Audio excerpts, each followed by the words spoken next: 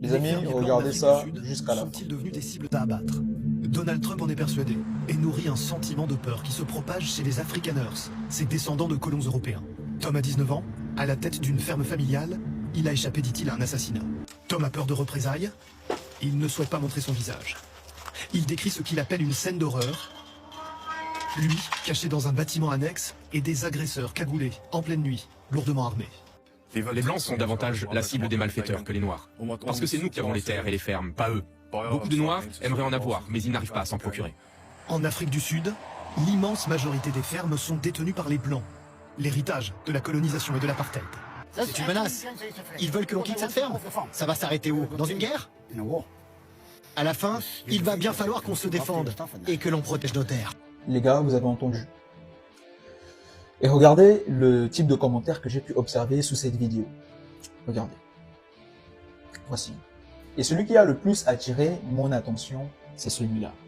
Donc, des Afrikaners blancs dans un pays appartenant aux Noirs, qui sont en majorité. Pour eux, détenir plus de 80-90% des terres, c'est logique. C'est logique. Des terres que vous n'avez pas payées dans les règles de l'art, des terres que vous n'avez même pas demandé, qu'on ne vous a pas donné, que vous avez arrachées au prix du sang, au prix des larmes de plusieurs familles. Aujourd'hui, vous dites que ça vous appartient et que vous allez riposter face à ça parce que vous allez défendre vos terres. Vos terres se trouvent en Angleterre, en Allemagne, aux États-Unis. Donald Trump vous invite. Allez-y. Les Afrikaners, pour résumer, pour vous faire l'histoire courte, ce sont des descendants de colons, des premiers esclavagistes, qui ont décidé de rester en Afrique du Sud.